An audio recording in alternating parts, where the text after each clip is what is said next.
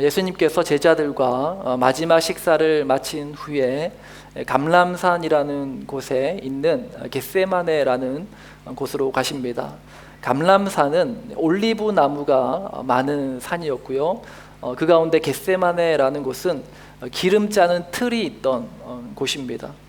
그래서 기름을 쥐어 짜내는 그러한 모습처럼 지금 예수님의 처한 상황도 마치 그런 상황임을 오늘 본문을 통해서 우리가 볼 수 있습니다. 우리가 다 읽진 않았지만 지금까지 살펴본 마태복음 26장의 내용만 봐도 예수님의 지금 처한 상황이 얼마나 큰 어려움 가운데 있는지를 우리가 알 수 있습니다. 자, 1절부터 5절까지는 유대인들이 예수님을 암살할 그런 모의를 합니다. 그리고 6절부터는 한 여인이 예수님께 와가지고 향유 옥합을 깨뜨리고 몸에 기름을 붓습니다.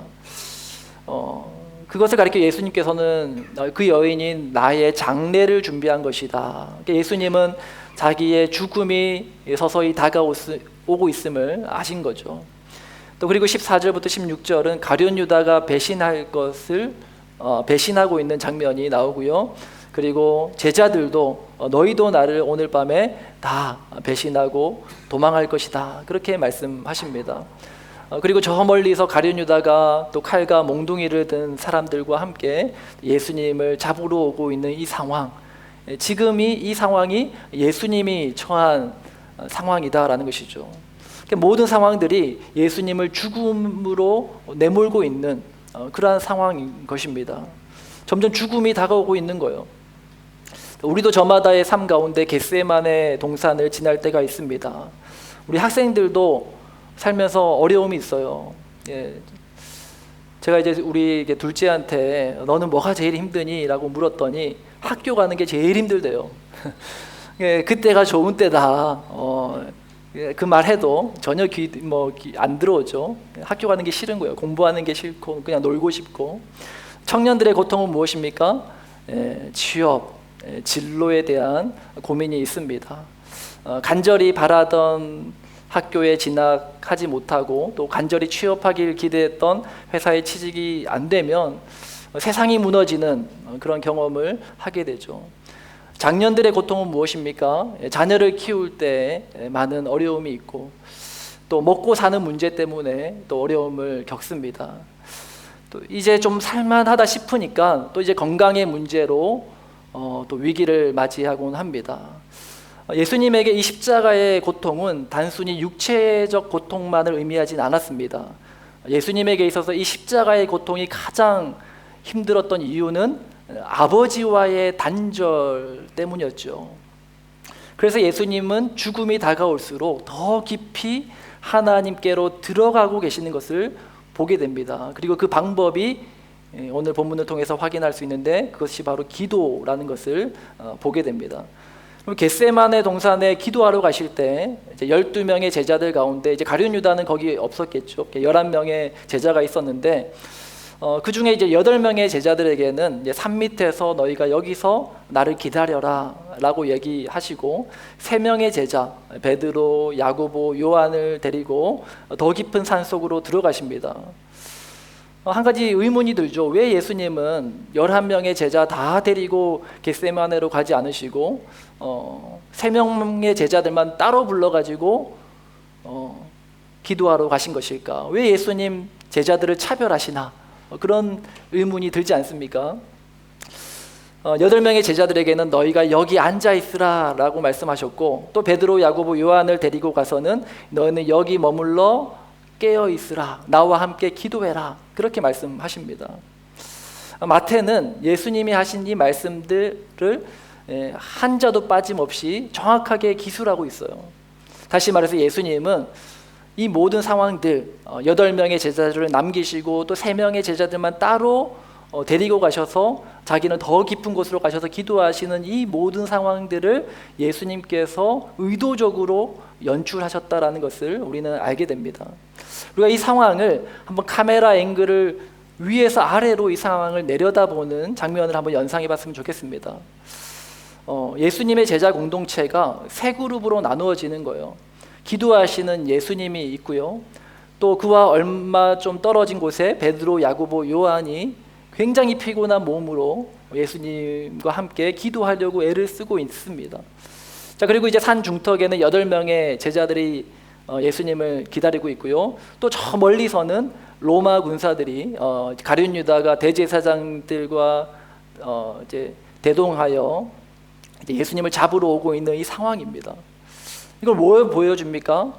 고난을 만났을 때 그 고난 앞에서 하나님과 더 가까워지는 사람이 있는 반면에 그 고난의 문제 앞에서 하나님으로부터 더 멀어지는 사람도 있음을 보여주고 있는 그림이죠.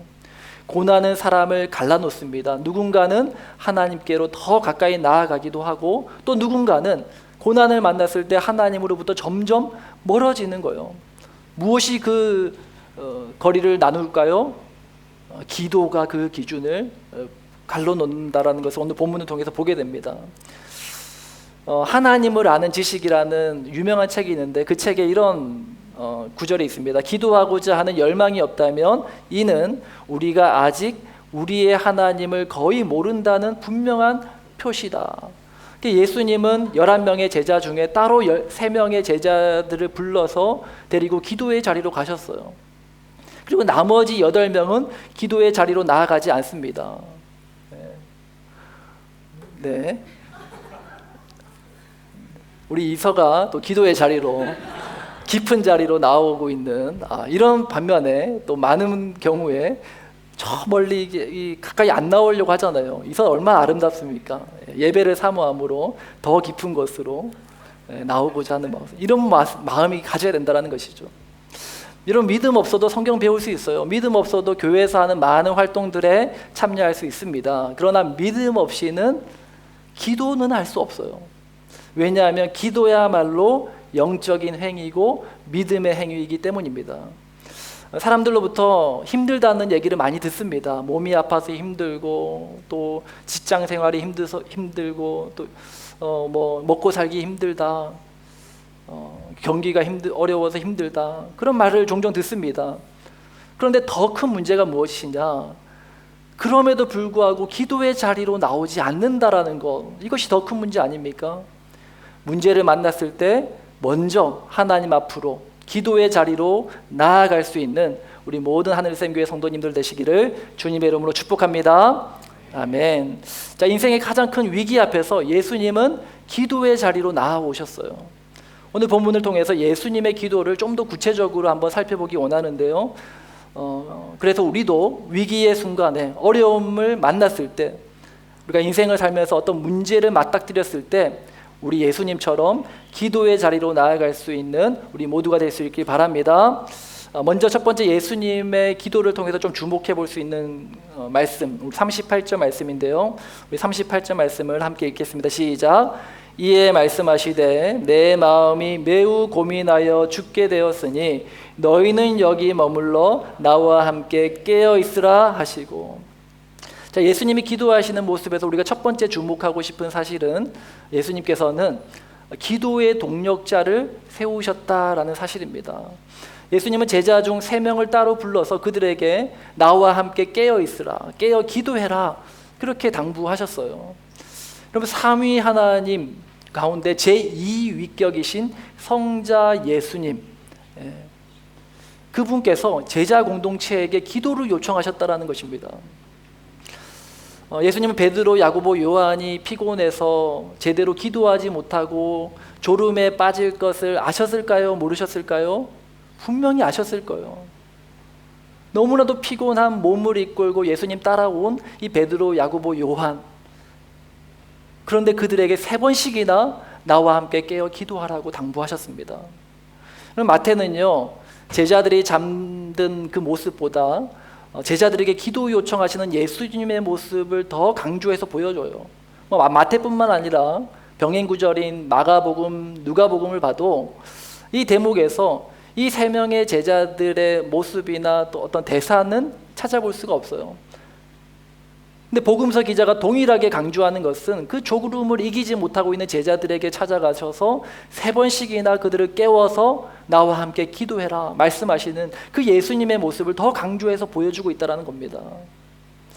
무엇을 말합니까? 이 말씀을 묵상하는 우리가 제자들의 모습보다 예수님의 모습에 더 주목하기를 바라시는 거예요. 우리는 늘 졸고 피곤해 지쳐있는 이 제자들의 모습을 보면서 그래, 우리도 피곤해서 졸고 기도하기 힘들다, 그렇게 공감하지 않습니까? 제자들의 모습을 보면서 위안을 삼지 않습니까? 근데 성경은 그 졸고 있는 제자들의 모습보다 그들에게 기도를 요청하는 예수님의 모습에 주목하라고 말씀하는 거예요. 여러분들은 어떻습니까? 여러분들이 어떤 문제를 만났을 때, 위기를 맞닥뜨렸을 때 그 문제와 위기를 나눌 수 있는 기도의 동력자들이 있습니까? 많은 사람이 필요한 게 아니에요. 오늘 예수님은 딱 3명의 기도의 동력자들을 세우셨습니다. 마태복음 18장 20절 말씀이죠. 두세 사람이 내 이름으로 모인 곳에는 나도 그들 중에 있느니라. 내 주변에 적어도 3명, 내가 어떤 힘들고 어려운 일을 당했을 때 그들에게 나의 솔직한 기도 제목을 나눌 수 있는 사람 2-3명이 있는가? 그 주님 물으시는 거예요. 우리가 주 안에 하나 됨, 한 몸 됨을 이룰 수 있는 것은 다른 게 아니죠. 주 안에서 내 마음을 나누고 기도 제목을 나눌 수 있는 그런 공동체가 있는가? 그 2-3사람이 있는가? 만약 그 2-3사람이 없다면 오늘 주님께 나에게도 그런 기도의 동력자를 붙여달라고 기도하시는 저와 여러분 되시길 바랍니다. 자, 기도 제목을 나눈다라는 것이 쉬운 일 같지만 사실 쉬운 일은 아닙니다. 기도 제목을 나누는 것은요, 내 마음을 나누는 것이고, 내 마음을 나누다 보면은 나의 약점을 나눌 수밖에 없고요, 또 내 현재 드러내고 싶지 않은 그런 나의 어떤 상황도 나누어야 될 때가 있습니다. 그렇기 때문에 기도 제목을 나눈다라는 것은 굉장히 조심스러워요. 그래서 어떤 분들은 그런 얘기를 하십니다. 어떤 버전으로 기도 제목 나눌까요? 남들에게 공유할 수 있는 버전으로 나눌까요? 아니면 공유할 수 없는 그런 비밀스러운 이야기로 나눌까요? 솔직한 거죠. 왜냐하면 예전에 기도 제목을 솔직하게 나누었더니 그것이 이제 소문이 되어가지고 다른 사람들에 의해서 자기 귀에 들린 경험이 있는 겁니다. 상처를 받은 거예요. 그러니까 공동체 안에서 나의 솔직한 기도 제목을 나누는 게 쉽지 않은 겁니다. 기도 제목 나누는데 그분들 기도 안 하는 것 같은데요 하시는 분들도 있습니다. 그래도 나눠야 돼요. 왜냐하면 예수님이 그렇게 하셨잖아요. 졸고 있는 그 제자들에게 3번씩이나 기도 요청을 하셨어요. 그들이 피곤해서 졸아서 기도를 안 하실 걸 알면서도 기도 요청을 하셨다는 겁니다. 우리가 가정교회로 모이는 이유도 이 때문 아닙니까? 내 삶에 있는 많은 어려움과 문제, 또 감사의 제목들을 그 시간에 나누는 거예요. 기도 제목 나눈다고 달라지는 게 있나요? 기도의 능력을 믿는 사람들은 그 말 안 하겠죠. 근데 기도의 능력을 모르는 사람들은 이런 의문점이 들 수 있습니다. 그러나 달라지는 게 없어도 우리는 기도 제목을 나누어야 돼요. 예수님도 제자들에게 나를 위해서 깨어 기도하라고 말씀하셨지만 제자들이 기도한다고 예수님이 마셔야 될 그 잔을 마시지 않을 수 있는 게 아니잖아요. 예수님의 고통이 사라질 게 아니잖아요. 제자들이 기도를 했어도 예수님이 감당하셔야 될 고통은 감당하셔야 됐습니다. 그럼에도 불구하고 예수님은 제자들에게 기도 요청을 하셨습니다. 우리 하늘샘 교회는 모든 모임 가운데 우리의 마음을 활짝 열고 기도 제목을 솔직하게 나눌 수 있는 성숙한 건강한 공동체 될 수 있기를 예수님의 이름으로 축복합니다. 자, 두 번째 예수님의 기도를 통해서 우리가 좀 주목해 보고 싶은 말씀은 39절 말씀입니다. 우리 39절 말씀 함께 읽겠습니다. 시작.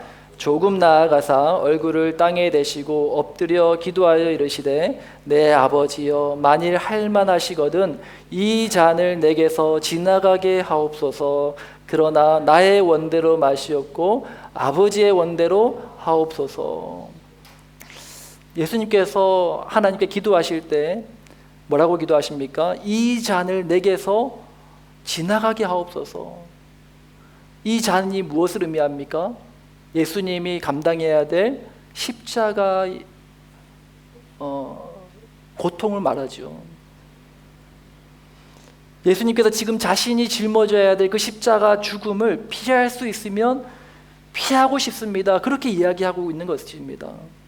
사실 예수님 자신도 이 잔은 내가 피할 수 없는 잔이라는 것을 아셨어요. 자신이 꼭 감당해야 될 사명이었습니다. 하지만 주님은 지금 현재 자신이 느끼는 솔직한 마음, 자신이 겪고 있는 이 고통의 문제를 하나님 앞에 있는 그대로 토해내고 있는 거예요. 우리에게 기도가 뭔지를 보여주시는 거예요.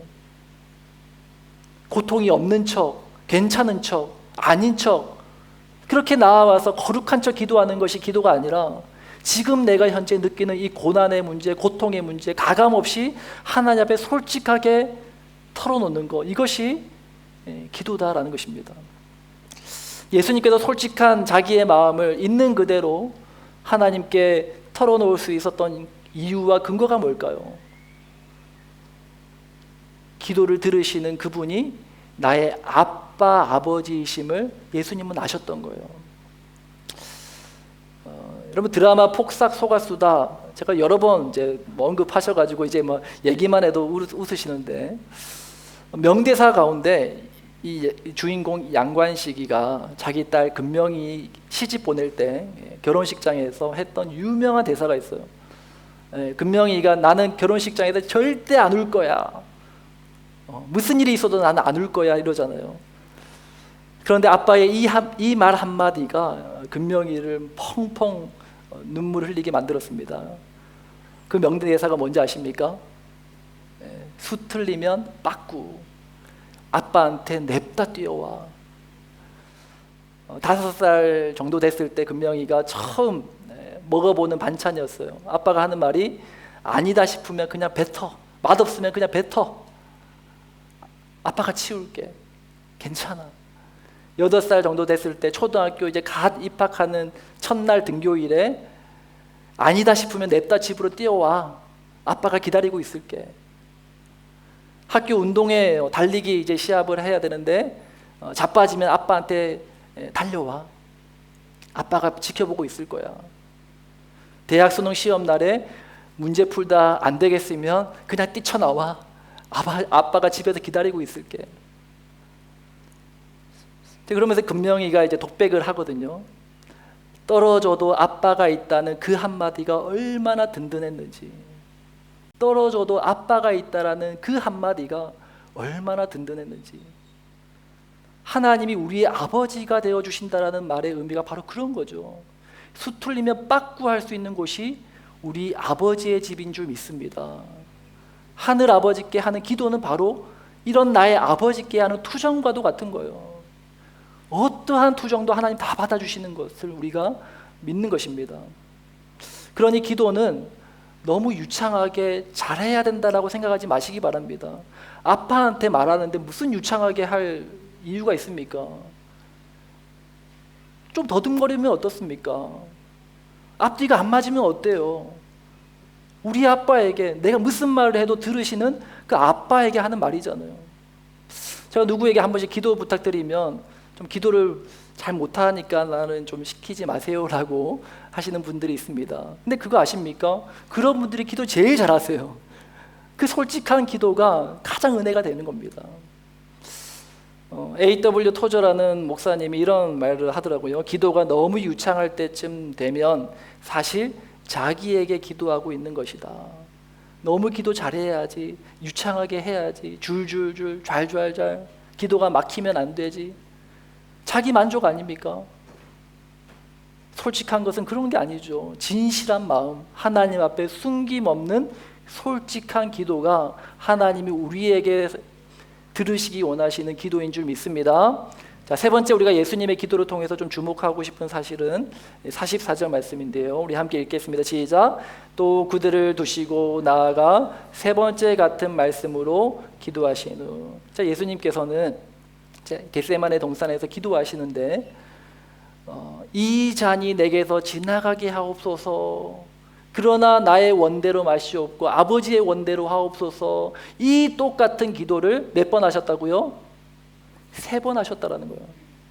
똑같은 기도를 3번 반복하셨다라는 겁니다. 왜 똑같은 기도를 3번이나 하셨을까요? 그러면 질문해 보신 적 있어요? 왜 했던 말 또 하고 또 하고 또 했어요? 왜 그러셨을까? 기도는 하나님과의 대화입니다. 예수님은 지금 겟세마네 동산에서 십자가 지시기 전에 마지막으로 하나님과 대화를 나누러 올라오신 거예요. 그런데 우리가 대화를 나누다 보면 같은 말을 반복할 때가 있어요. 부모가 자녀에게 똑같은 말을 반복할 때 있어요. 저도 이제 평상시에 집에 있으면 아내가 저한테 이야기합니다. 여보 와서 밥 먹어요. 좀 지나가다가 다시 한 번 더 얘기해요. 여보 와서 밥 먹어요. 나중에 이제 제 방문을 콱 열면서 여보 밥 먹으라고 내 말 못 들었어? 다 경험해 보셨죠? 지금 제 아내가 제게 3번이나 똑같은 말을 해서 여보 와서 밥 먹어. 왜 3번이나 반복했을까요? 대답이 없으니까. 그죠? 뭐라고 제가 답을 했으면 오나 올 건가 보다, 오나 보다 생각했겠죠. 근데 제가 아무 대답도 안 하고 가만히 있으니까 답답하니까 또 얘기하고 또 얘기한 거 아닙니까? 예수님께서 이 잔을 내게서 지나가게 하옵소서. 그러나 나의 원대로 마시옵고 아버지의 원대로 하옵소서. 기도했는데 하나님이 대답이 없으신 거예요. 또 다시 가서 기도한 거예요. 또 대답이 없으신 거예요. 아무 말씀 안 하시는 거죠. 묵묵부답인 겁니다.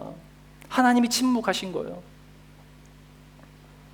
하나님이 무슨 대답이라도 하셨으면 그래도 너가 해야 될 일이야. 너 감당해야 될, 너가 마셔야 될 잔이야. 이 말씀 한마디만 하셨으면 똑같은 기도 또 할 이유가 없죠. 근데 하나님 아무 말씀 안 하시는 거예요. 근데 이제까지 예수님은 이런 경험이 한 번도 안 해보셨단 말이에요. 공생의 기간 동안 늘 하나님 앞에 기도하며 하나님이 그 기도를 들으셨고, 공생의 기간뿐이겠습니까? 창세 전부터 우리 주 예수 그리스도는 성부 하나님과 막힘없는 소통과 대화를 해오셨단 말이죠. 항상 수틀리며 빠꾸 외치던 아버지였어요. 그런데 그 아버지가 웬일로 기도했는데 대답이 없으신 거예요. 침묵하고 계신 겁니다. 하나님께서 예수님의 기도에 침묵하셨다라는 것은요, 이미 죽음이 시작된 것을 의미합니다. 예수님께서 왜 그토록 이 때가 나에게서 지나가게 하옵소서, 이 잔이 내게서 지나가게 하옵소서라고 기도하신 걸까요? 이 십자가의 죽음은 곧 하나님과의 단절을 의미했기 때문이죠. 때로 우리의 삶에도 하나님의 침묵을 경험할 때가 있습니다. 하나님께 정말로 간절히 기도했는데 아무런 응답이 없는 거예요. 여러분, 사도 바울도 자기 몸의 질병을 치유해달라고 하나님께 3번이나 간절히 기도했거든요. 근데 하나님 뭐라고 말씀하세요? 내 은혜가 내게 족하다. 그래도 대답은 해주셨잖아요. 근데 예수님의 이 기도에는 안 된다라는 대답조차 안 하시는 겁니다. 한 5년 전쯤인가요? 어느 날 제가 이제 사역하던 교회 중등부를 제가 담당하고 있었는데, 중등부 선생님 한 분이 저에게 기도 요청을 해주셨어요. 자기 남편이 이제 폐암 말기인데 목사님 기도 좀 해주세요. 기도 부탁드려요. 근데 정확하게 그 당시에 저희 아버지도 똑같이 폐암 말기 판정을 받으신 때였습니다. 그래서 제가 집사님께, 집사님 우리 함께 기도해요. 저희 아버지도 얼마 전에 폐암 말기 판정 받으셨는데 우리 집사님 남편 위해서 또 저희 아버지 위해서 제가 기도하겠습니다. 그리고 간절히 기도했어요. 저희 아버지 그리고 그 집사님의 남편분 위해서 너무 간절히 기도했어요. 하나님 더도 말고 덜도 말고 딱 5년만 더 살게 해주세요. 딱 5년만 더 보고 더 많은 추억 쌓고 가게 해주세요. 근데 하나님은 저와 그 집사님의 간절한 기도에 침묵하시더라고요. 왜 하나님은 우리의 그 간절한 기도에 침묵으로 반응하시는 것일까? 오늘 예수님의 기도에 대한 가장 중요한 가르침이 여기서 우리는 발견하게 됩니다. 주님께서 우리에게 기도의 본을 보여주시면서 기도 왜 해야 되는지를 우리에게 알려주세요. 41절 말씀이죠. 시험에 들지 않게 깨어 기도하라. 우리는 왜 기도합니까? 우리의 기도의 목적은 내가 원하는 어떤 것을 얻기 위해서 기도하지 않습니까? 그러나 예수님께서 말씀하시는 왜 기도해야 되느냐? 기도의 목적은 시험에 들지 않고 깨어있기 위해서라는 거예요. 어떠한 상황 가운데서도 내 영혼이 시험에 빠지지 않고 깨어있으려는 몸부림이 기도라는 것입니다. 여러분, 시험은요, 기도하지 않을 때 찾아오는 것입니다. 기도는 내 뜻을 이루는 수단이 아니라 상황에 휘둘리지 않는 능력이 된다라고 말씀하시는 거죠. 영혼이 깨어있다라는 말은요, 하나님과 연결되어 있다라는 뜻입니다. 힘든 상황 속에서도 내 육신은 고통스럽지만 질병으로 인하여 또 여러 가지 상황들로 인하여 그 상황들에 짓눌려서 내 영혼이 쥐어짜이는 듯한 그런 고통을 겪고 있지만, 그러나 내 영혼이 하나님과 연결되어 있다면 괜찮은 거예요. 그게 기도라는 것입니다. 여러분, 바닷속에 들어가면 숨을 못 쉬잖아요. 귀도 먹먹해져요. 그런데 그 바닷속에서 이 육지와 물밖과 연결되어 있는 이 호수가 있다고 생각해 보십시오. 기도는 바로 그런 호수와도 같은 거예요. 물속에 있지만 사방이 막혀가지고 답답하고 먹먹하고 숨조차 쉬지 않는, 숨 막혀오는 그런 상황 가운데 우리가 놓여있다 할지라도 기도는 하나님과 나를 연결시켜주는 호수와도 같은 것입니다. 숨통이 조여오는 그 죽음의 고통을 만났을 때 가장 큰 위기는 하나님과의 단절이라는 거예요. 얼마나 큰 문제를 만났느냐, 어떤 큰 폭풍과 휘몰아치느냐, 그 문제의 크기보다 중요한 것은 지금 내가 하나님과 교신하고 있느냐. 고난이라는 바다에 빠져서 숨조차 쉴 수 없는 그 고통을 경험할 때 우리의 숨통을 트게 하는 것이 기도라는 것입니다. 그래서 기도는 문제 해결의 수단이 아니라 내 영혼을 유지하는, 내 영혼을 살게 하는 숨통이라는 것입니다. 기도가 내 영혼의 호흡이다라고 말하는 게 그런 거예요. 하나님은 예수님의 간절한 3번의 기도에 침묵하셨습니다. 그러나 예수님의 영혼은 시험에 빠지지 않았어요. 왜 하나님 내 기도에 침묵하십니까? 그것 때문에 좌절하지 않았단 말입니다. 왜요? 기도를 통해서 숨을 쉬고 계셨기 때문에. 기도하는 자는 하나님의 침묵 속에서도 하나님의 뜻을 깨닫는 거예요. 비록 하나님께서 내 아버지의 폐암을 고쳐달라는 기도에 응답해 주시지 않았지만 그 고통 속에서 내가 무너지지 않도록 나를 붙잡아주는 능력이 되었다는 것입니다. 오늘 우리에게 닥치는 많은 문제 앞에서 하나님께 기도해도 상황이 바뀌지 않을 수 있어요. 하나님의 음성이 들리지 않고 하나님의 모습이 감추어진 것과도 같은 그러한 상황이 있을 수도 있습니다. 그러나 그때에도 하나님이 안 계신 게 아니라 하나님은 또 다른 하나님의 구원 계획을 가지고 계신 것을 여러분 믿으시기 바랍니다. 겟세마네는 기름 짜는 틀이라고 말씀드렸어요. 하나님의 아들 예수 그리스도께서 그 밤에 고통에 짓눌리고 제자들의 그 배신에 짓눌리고 십자가 죽음에 짓눌리고 있는 그 때에 하나님은 더 큰 구원의 계획을 준비하고 계셨음을 기억하시기 바랍니다. 하나님의 침묵은 하나님의 부재가 아니라 더 깊은 구원을 준비하고 계시는 하나님의 뜻입니다. 혹 지금 겟세마네 동산 가운데 놓여 있는 분이 있습니까? 기도해도 변하지 않는 상황, 아무 응답도 없는 것과 같은 그러한 침묵, 숨 막힐 것 같은 그러한 상황. 그러나 그 자리에서 기도를 멈추지 마시기 바랍니다. 기도는 문제를 해결하는 도구가 아닙니다. 내 영혼을 살게 하는 숨통입니다. 상황은 그대로일 수 있어요. 병도 그대로 있을 수 있고요.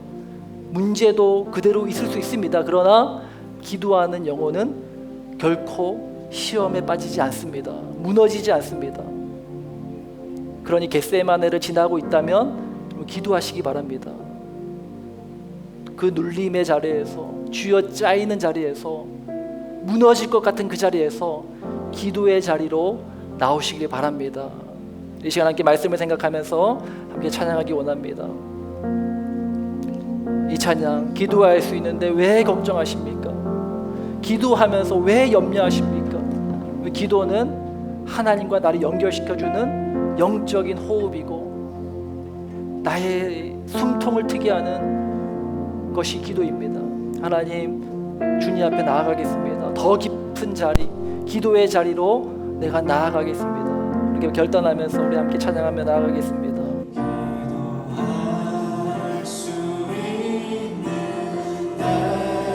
왜 걱정하십니까?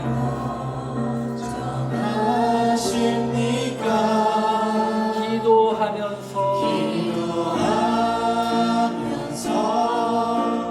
왜 염려하십니까? 기도할 수 있는데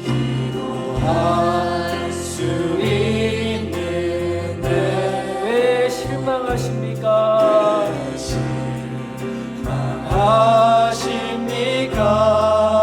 기도하면서 왜 방황하십니까?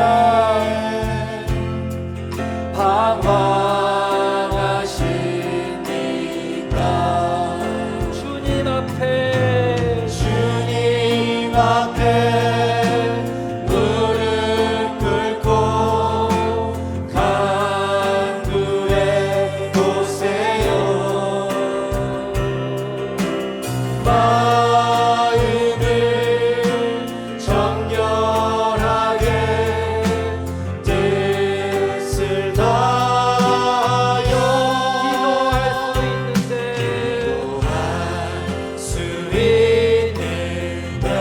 왜 걱정하십니까?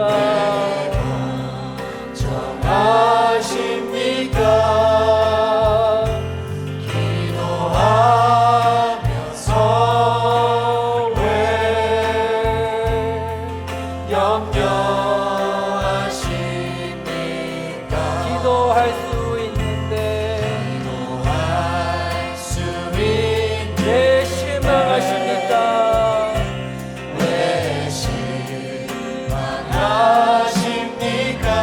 기도하면서 왜 방황하십니까?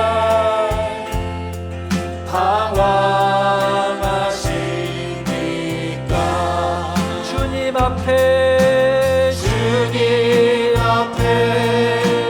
무릎 꿇고 간구해 보세요.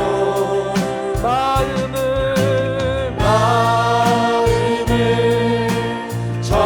정결하게 뜻을 다하여 주님 앞에 무릎 꿇고 간구해 보세요. 마음을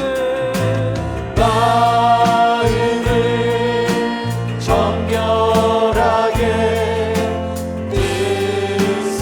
다하여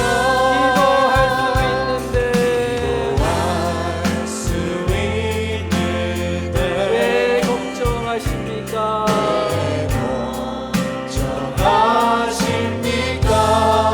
기도하면서 왜 염려하십니까? 함께 기도하며 나아가겠습니다. 여러분, 겟세마네 자리에서도 기도의 자리를 멈추게 하기 원합니다. 인생의 힘들고 어려운 고통 속에서도, 하나님의 그 침묵 속에서도 우리가 시험에 들지 않게 깨어서 기도하는 자리, 하나님께 더 깊이 나아가는 그런 우리의 심령이 되게 하여 주시옵소서. 끝까지 하나님과 단절되지 않고 하나님과 연결된 영혼으로 살게 하여 주시옵소서. 우리 함께 말씀으로 기도하며 주님 앞에 나가겠습니다. 오 주님, 주님 생의 고통 속에서 기쁜 기도의 자리로 나아가셨지. 예수 그리스도의 모습을 축복하게 하여 주옵소서. 인생의 어려움을 만났을 때, 고난을 만났을 때, 문제를 만났을 때 하나님 기도하게 하여 주시옵소서. 기도의 자리로 나아가게 하여 주옵소서. 기도할 때 하나님의 역사를 경험하게 되시옵소서. 주여 하나님의 우리의 영혼이 시험에 빠지지 않고 우리의 영혼이 좌절하지 않고 우리의 영혼이 넘어지지 않고 하나님 앞에 나아갈 수 있도록 주여 우리를 이끌어 주시옵소서. 주여 깊은 기도의 자리, 하나님의 은혜의 자리, 진성소의 자리로 나아갑니다. 주여 기도의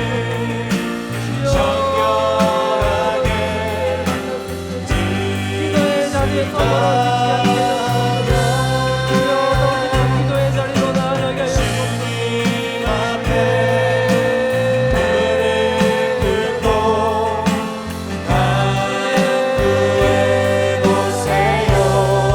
주여 고쳐 주옵소서. 주여 만져 주시옵소서. 주여 내 영혼이 살아나게 하여 주님 앞에 무릎 꿇고 간구해 보세요. 마음을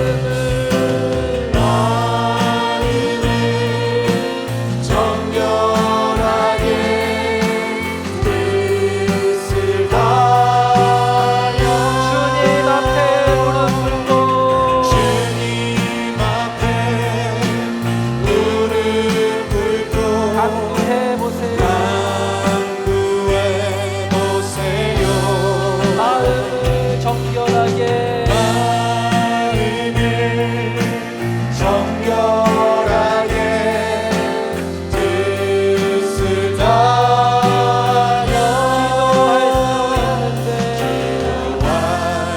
다 같이 자리에서 일어나서 찬양하며 나갑니다. 왜 걱정하십니까?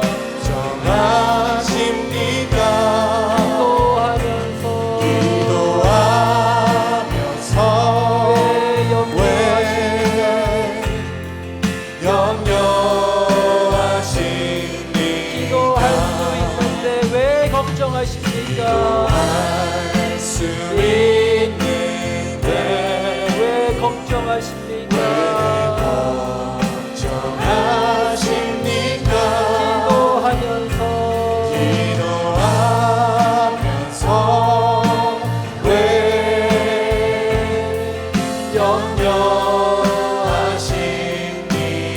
예수 가장 귀한 그 이름, 가장 귀한 그 이름, 예수 언제나 기도를 쌓고 예수 나의 손 잡아주시네. 가장 귀한 한 번 더 예수 가장 귀한 그 이름, 예수 가장 귀한 그 이름, 예수 언제나 기도를 언제나 기도를 쌓고 예수 나의 손 잡아주시는 가장 귀한 그 예수 왕의 왕이 되신 주, 예수 왕의 왕이 되신 주, 예수 당신과 끝없는 사랑, 오 예수 목소리